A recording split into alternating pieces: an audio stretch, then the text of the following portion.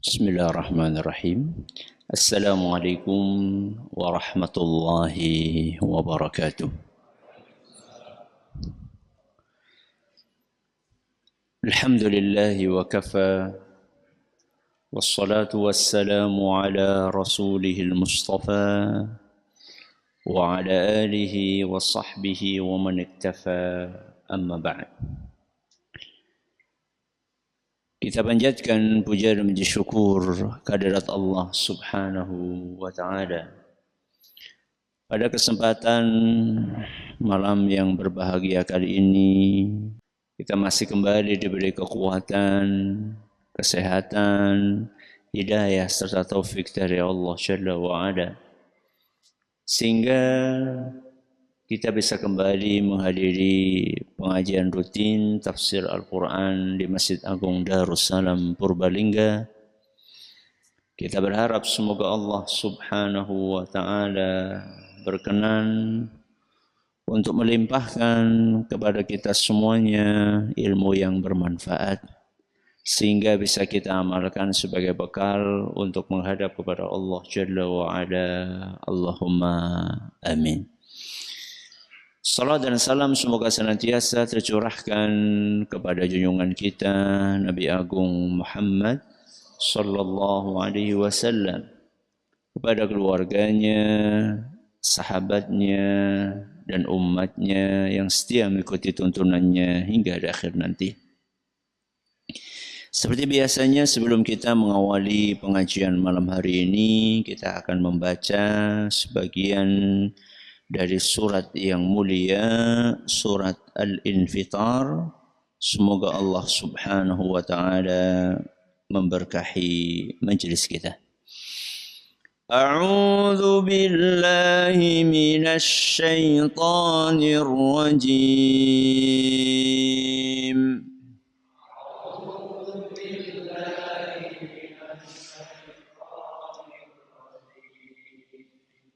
يا أيها الإنسان ما غرك بربك الكريم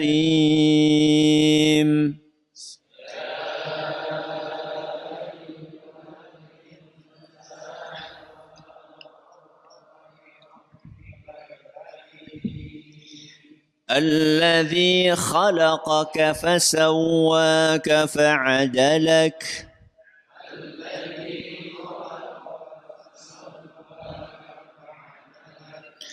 في أي صورة ما شاء ركبك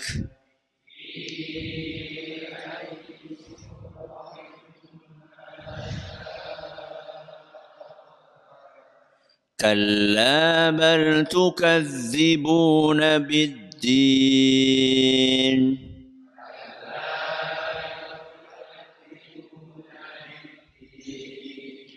وإن عليكم لحافظين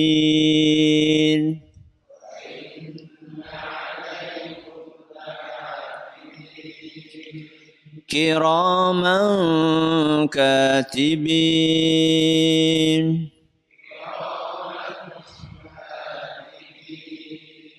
يعلمون ما تفعلون.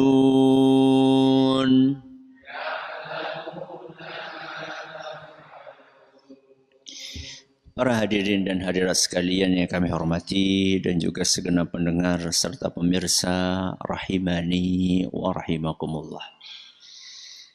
Ayat yang terakhir kita bahas ayat nomor 7.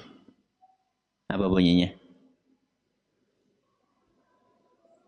Alladzi khalaqaka fasawwaka fa'adalak. Pada pertemuan yang lalu, kita telah menyampaikan bahwa ayat yang ketujuh itu merupakan kelanjutan pembahasan dari ayat yang sebelumnya, yaitu ayat yang ke-6.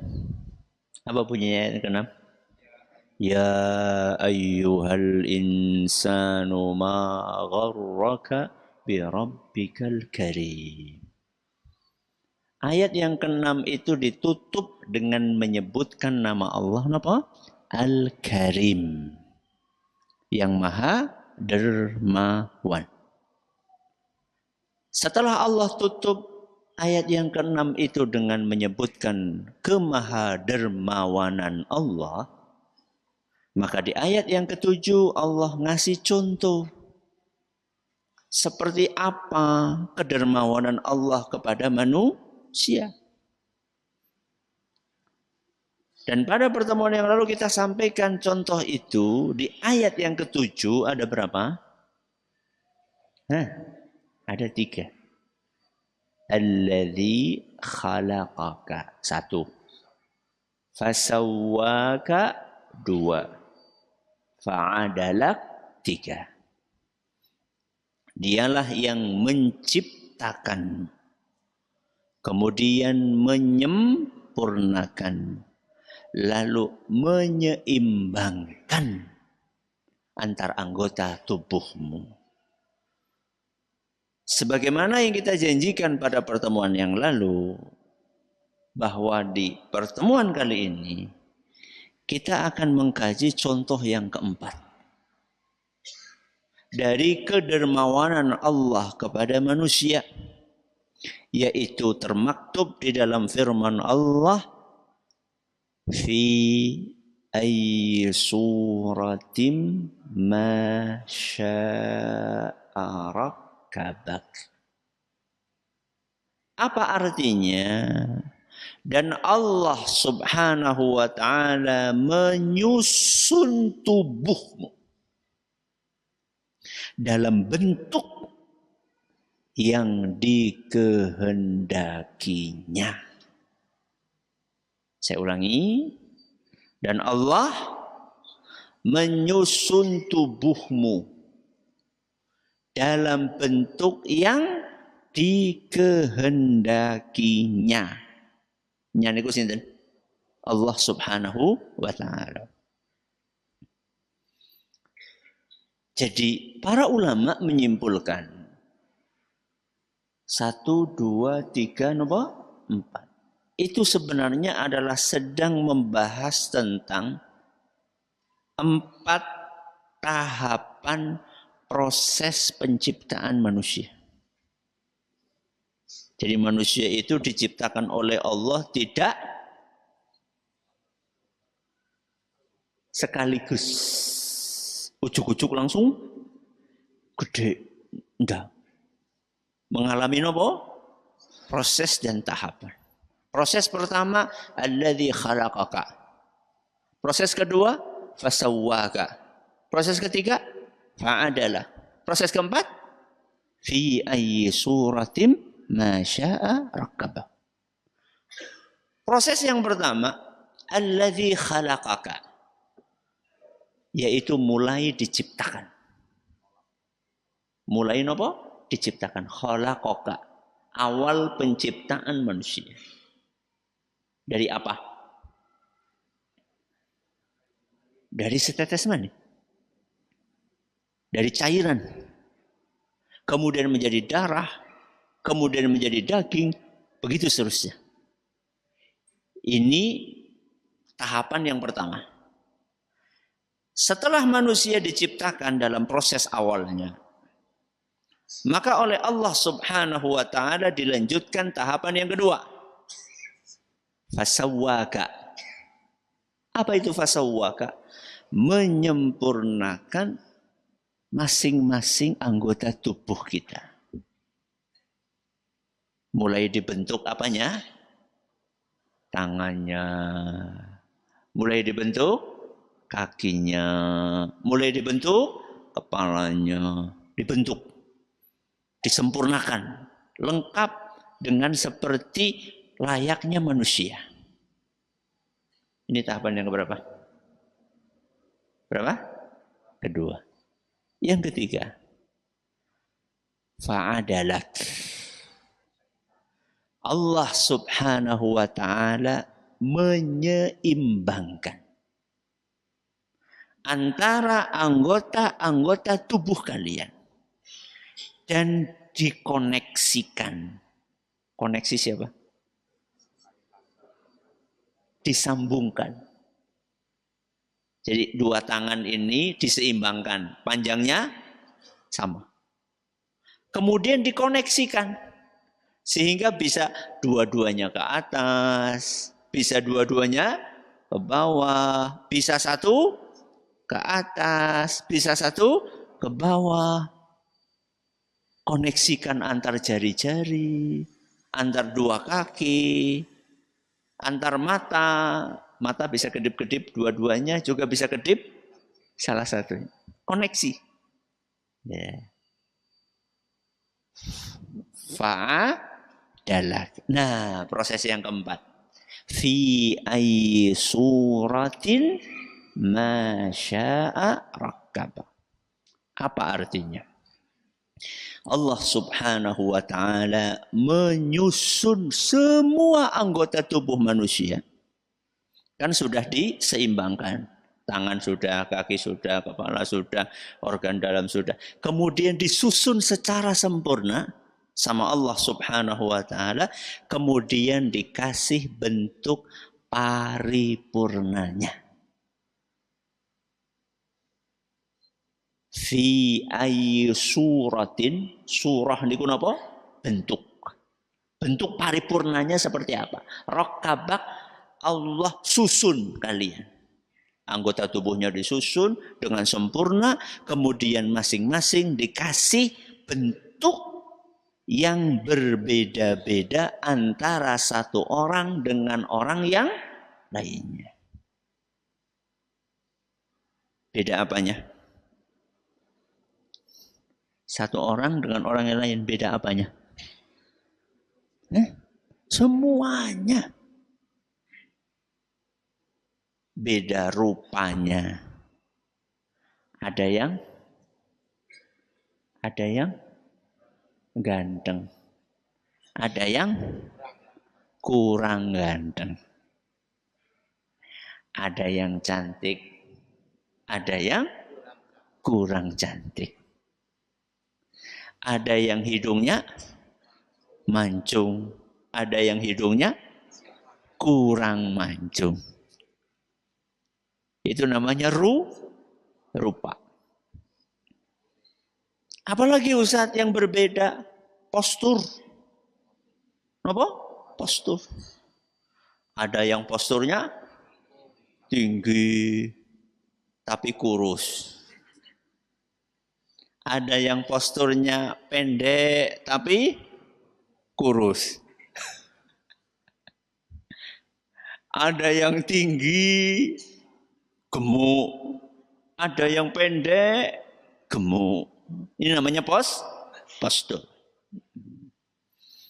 Rupa, postur. Juga berbeda dari sisi kelengkapan anggota tubuh. Jadi ada yang dilahirkan dalam keadaan semua anggota tubuhnya lengkap. Tidak ada yang kurang. Tapi ada juga yang dilahirkan dalam keadaan ada anggota tubuhnya yang kurang. Misalnya kurang apa? Kurang jarinya 1. Rata-rata punya jari berapa? 5. Dia jarinya cuma 1. Atau kekurangan organ dalamnya. Terlahir dalam keadaan misalnya salah satu anggota atau organ dalamnya nggak sempurna. Entah bocor kah, entah yang lainnya punya 2, dia cuma punya 1. Ini perbedaan antara satu orang dengan orang yang lainnya.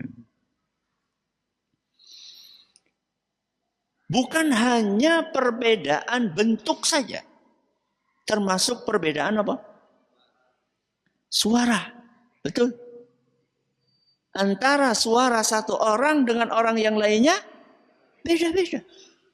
Ya. Anak nangis pertama dengan kedua beda. Oke, sing nangis anak sing nomor 1. Itu kalau di belakang itu ada bayi yang nangis. Mungkin ya. Bapak-bapak paham kayak anakku kayaknya. Mungkin loh ya, mungkin. Nek ibunya sih paham, nek bapaknya ya dean paham gitu ya. Mungkin paham. Padahal kalau orang yang tidak ngerti dibikinnya loyus bayi. Ya. Nggak tahu saya kalau ada anak teriak-teriak gitu ya. Saya nggak tahu bapak-bapak itu paham nggak itu anaknya siapa. Kadang-kadang nggak paham ya. Karena saking fokusnya ya mendengarkan pengajian ya. Masya Allah ya. Apa saking cuek ya. Sing di gue. Ya. Suara beda. Antara satu orang dengan orang yang lain. Baik anak kecil maupun orang yang sudah tua. Orang yang sudah tua kan suaranya apa? Apa suaranya? Hah?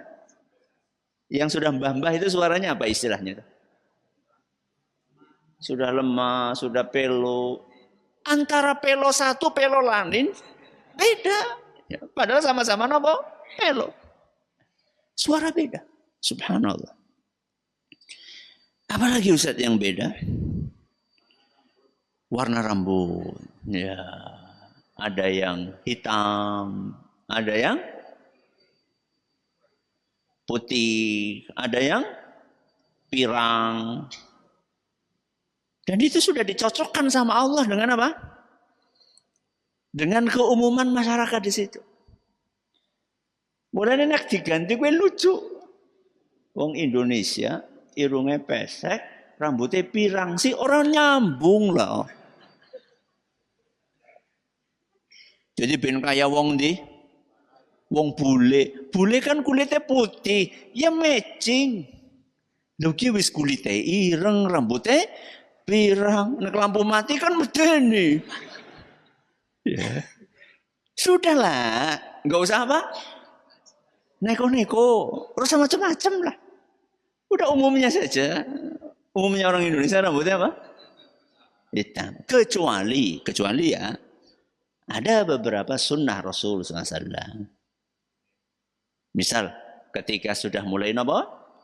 Berubah, disunnahkan untuk disemir. Ya. Ada semir khusus ya, bukan semir sepatu ya. Ada semir khusus. Ya. Yang penting bukan warna hitam. Ya. Yang penting bukan warna hitam. Itu ada. Tapi nganu rambutnya masih hitam, diubah jadi merah, diubah jadi apa lagi? Hijau, terus diubah jadi coklat, apa gitu loh.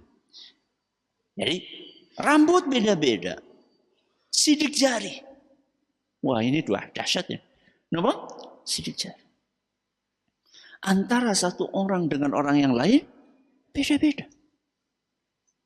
Coba jenengan bayangkan. Sejak zaman Nabi Adam, manusia pertama diciptakan oleh Allah. Sampai manusia yang terakhir sebelum hari kiamat. Berapa jumlahnya? Enggak terhitung. Enggak ada yang sama. Makanya ketika kita ngurus KTP, ada namanya biometrik. Untuk merekam apa?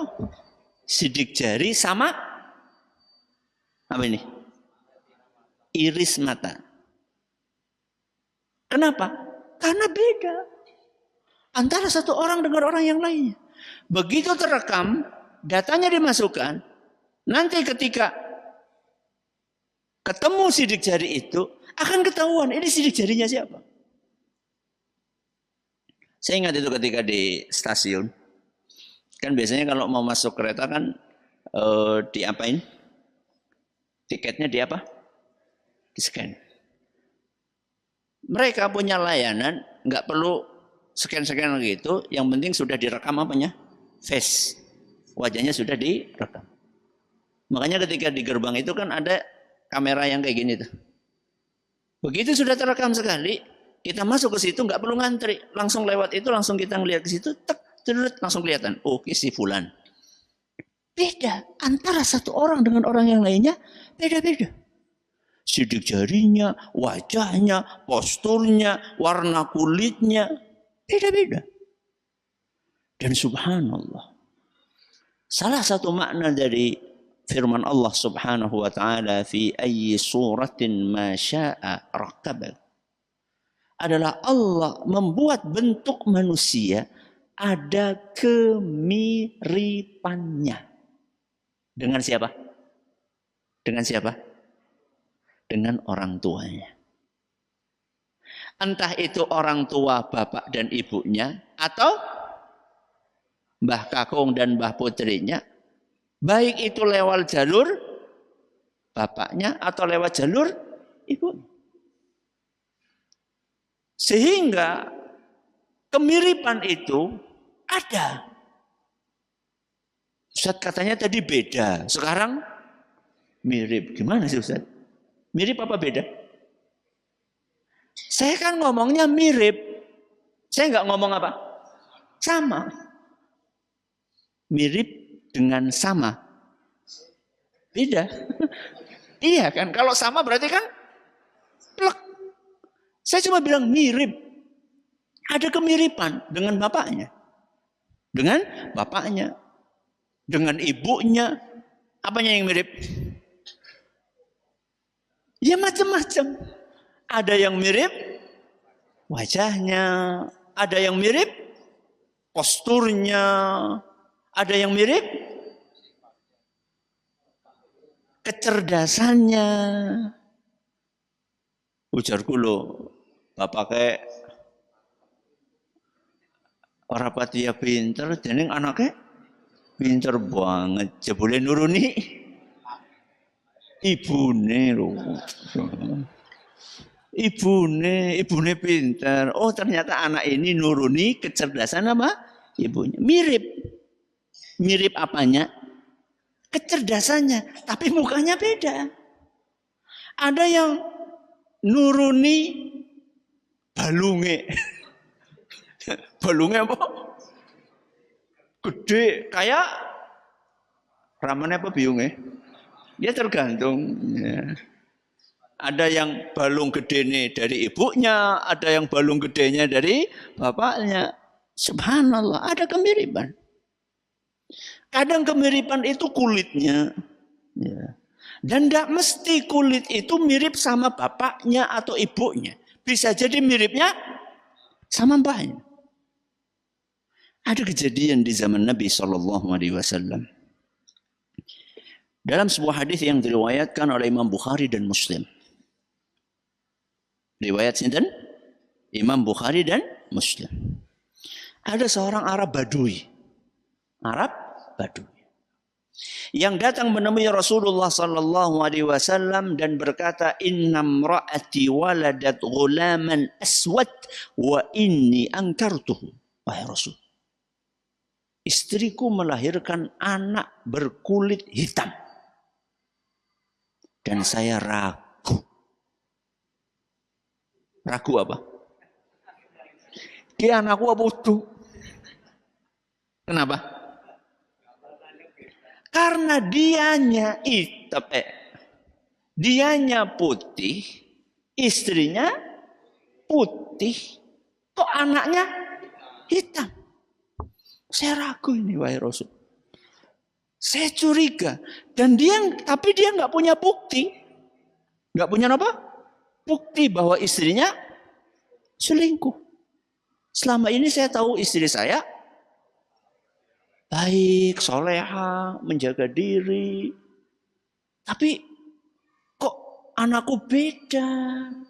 Saya putih, istri saya putih, kok anakku ireng? Faqala lahu Rasulullah sallallahu alaihi wasallam. Maka Nabi sallallahu alaihi wasallam pun merespon dengan sebuah pertanyaan. Ngajak si Arab Badui itu untuk berpikir. Kata Rasulullah SAW, kamu punya onta enggak? Kamu punya onta apa enggak? Kira-kira jawabannya apa? Ya mesti. Wong Arab Badui itu hidupnya bersama onta. Memang mereka adalah para penggembala onta. Nabi SAW tanya, warnanya apa saja? wahai Rasul, onta saya rata-rata warnanya merah. Rata-rata warnanya apa? Merah. Oke. Dari ontamu yang rata-rata merah itu, ada nggak yang warnanya abu-abu? Kata dia, mikir kan ya, ada. Ada satu warnanya abu-abu. Maka Nabi SAW pun bertanya, fa'anna turadzalika ja'a. Kok bisa? Padahal ramane karo biungnya kok ramane. Induknya itu merah. Kok bisa anaknya abu-abu? Maka si Arab Badui itu mengatakan, ya Rasulullah, irqun naza'aha. Wahai Rasul, kayaknya itu ada gen. Wah, gen. Wong Arab Badui ngerti apa? Gen. Kayaknya ini keturunan dari bae. Wah, ontan duwe mbah. Ya iya. Loh, sejak zamannya Nabi Nuh kan sudah ada apa? Onta. Ya. Jadi keturunan nggak tahu yang keberapa. Mungkin dari mbah-mbahnya onta itu ada gen yang datang ke situ. Wala'alla hadza irqun naza'ah. Begitu pula mungkin saja anakmu nuruni gennya siapa? Salah satu dari mbahmu. Gimana sikap Badui itu? Lega, alhamdulillah. Berarti ini anakku, walaupun kulitnya beda. Sangat mungkin. Ya, jadi misalnya nih, jenengan kan orang Jawa, kulitnya sawo matang. Ya, tahu-tahu anaknya lahir bule. Jadi anakku bule ya. Ujar kunyong kulit sawo matang, istri juga sawo matang. Kok bisa-bisanya anak saya bule? Jangan kemudian lantas, kok karo siapa ya? Ya, coba ditelusuri. Jangan-jangan mbahnya dulu ada yang bule, blas terang. Ya, mungkin ada mbahnya yang dari Belanda. Atau mungkin ada mbahnya dari mana? Eropa atau dari Amerika atau dari Australia. Kita tidak tahu, mungkin saja. Sangat mungkin itu terjadi. Jadi subhanallah. Bayangkan jenengan. Sudah sekian keturunan. Kok masih bisa turun kemiripannya itu loh. Iya toh? Itu kan dari mbahnya. Mbahnya kan sudah sekian tahun, puluh atau ratus tahun yang lalu meninggal dunia. Kok masih ada gen yang bisa nuruni? Kiramane preman. Biungnya preman. Anaknya bisa jadi kiai si kepriwe. Siapa tahu salah satu kakeknya dulu kiai. Ya. Jadi Allah Subhanahu wa taala menciptakan manusia dalam bentuk yang bermacam-macam. Bukan hanya bentuk fisiknya, termasuk juga sifatnya. Dan Allah Azza wa Jalla menciptakan manusia dengan bentuk yang berbeda-beda itu. Kembali kepada kehendaknya. Jangan perhatikan firman Allah. Apa tadi bunyinya? Fi ayyi suratin ma sya'a. Perhatikan. Apa? Sya'a. Sya'a itu artinya apa? Kehendaknya. Kehendaknya siapa? Kehendaknya Allah. Jadi Allah Subhanahu wa taala menciptakan manusia fi ayyi suratin, suratin bentuk. Di dalam bahasa Arab kata suratin itu namanya nakirah. Dan salah satu tujuan menggunakan kata bentuk nakirah adalah untuk menjelaskan begitu banyak bentuk. Dalam tafsir Al-Mudhari disebutkan seperti itu. Makanya tadi kita katakan dari Adam sampai manusia terakhir bentuknya beda-beda semua. Kenapa Allah bikin beda-beda? Terserah Allah. Sekehendaknya sinten Allah. Tapi ingat, walaupun itu sekehendak Allah, Allah subhanahu wa ta'ala ketika berkehendak, maka kehendaknya itu pasti ada hikmahnya. Jadi beda ya antara sekarepe dewek manusia ya dengan kehendaknya Allah. Beda. Kadang-kadang manusia melakukan sesuatu tanpa tujuan. Iya. Kadang-kadang ada orang cuma bengong gitu. Kok lagi ngapa? Ya, domblong. Enggak ada apanya. Dia melakukan sesuatu tanpa maksud dan tujuan. Kok metu arep ngapa? Ya wis metu bae. Ada sebagian orang seperti itu. Kalau Allah enggak mungkin. Allah subhanahu wa ta'ala itu Al-Hakim. Napa Al-Hakim? Yang maha bijaksana. Jadi ketika Allah subhanahu wa ta'ala menciptakan kita dengan bentuk yang hari ini kita rasakan, itu ada hikmahnya.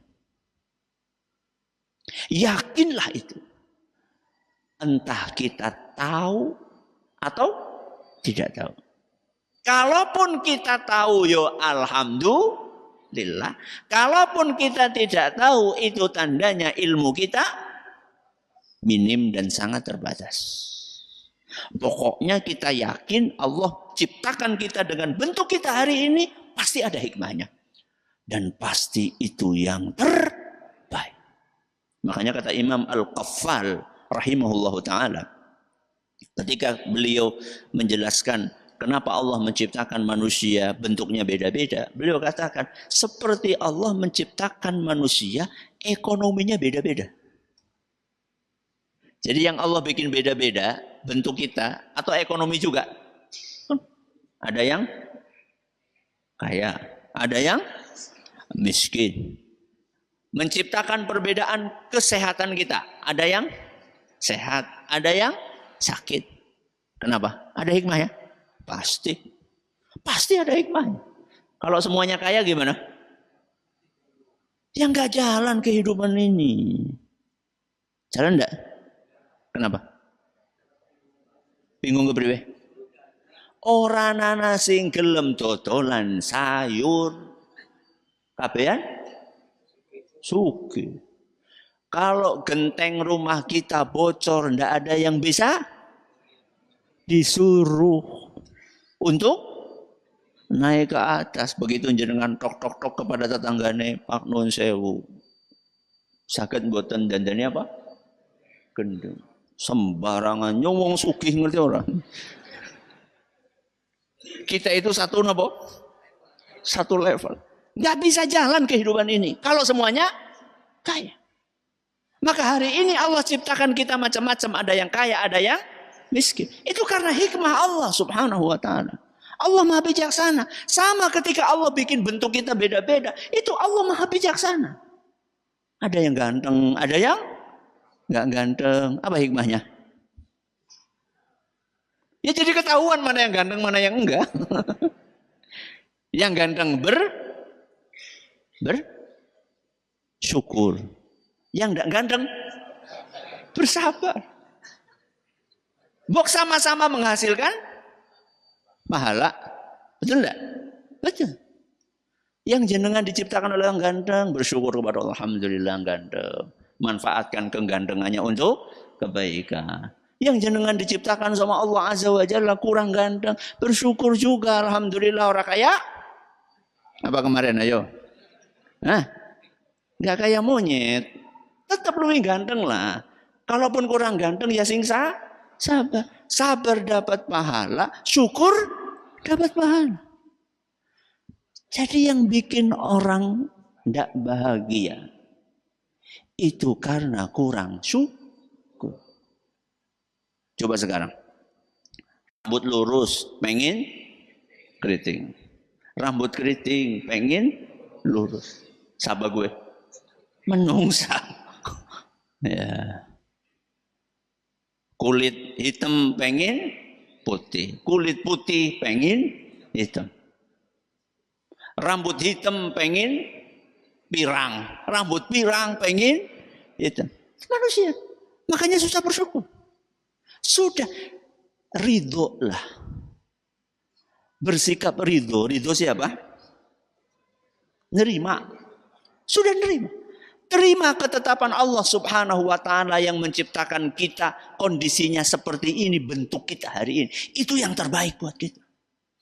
Kecuali nggak? Kalau ada cacat. Itu beda cerita. Kalau ada cacat. Nggak apa-apa. Untuk diperbaiki. Contoh misalnya, Nun Sewu terlahir dalam keadaan telinganya cuma satu. Cacat atau tidak? Cacat. Atau kecelakaan, kemudian Nun Sewu hidungnya, apa namanya, tumpil siapa? Tompel, iya, pada baik. Apa? Powal ya pada baik. Bahasa Indonesia nih dulu, apa?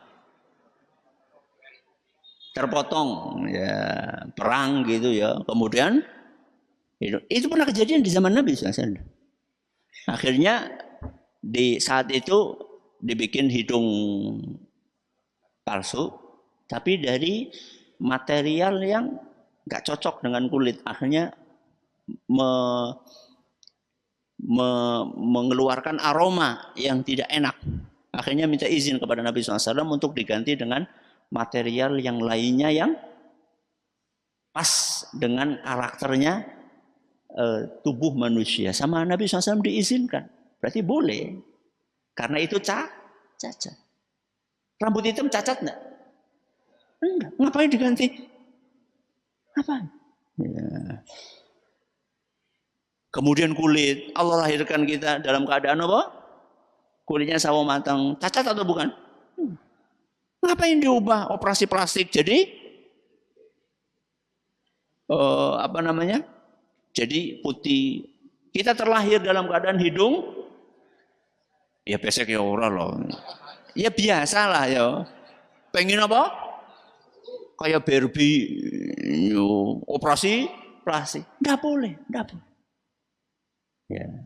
Mengganti ciptaan Allah subhanahu wa ta'ala.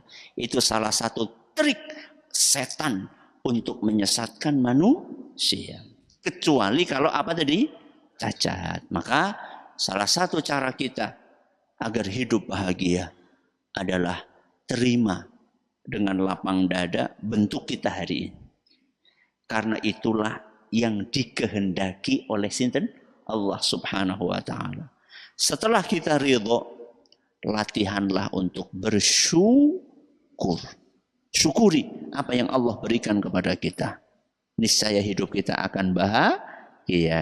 Ini adalah pengajian kita hari ini. Semoga bermanfaat bagi kita semuanya. Terima kasih atas perhatiannya. Mohon maaf atas segala kurangannya. Kita akhiri dengan doa kafaratul majelis. Subhanakallahumma wa bihamdika asyhadu an la ilaha illa anta astaghfiruka wa atubu ilaik. Assalamualaikum warahmatullahi wabarakatuh.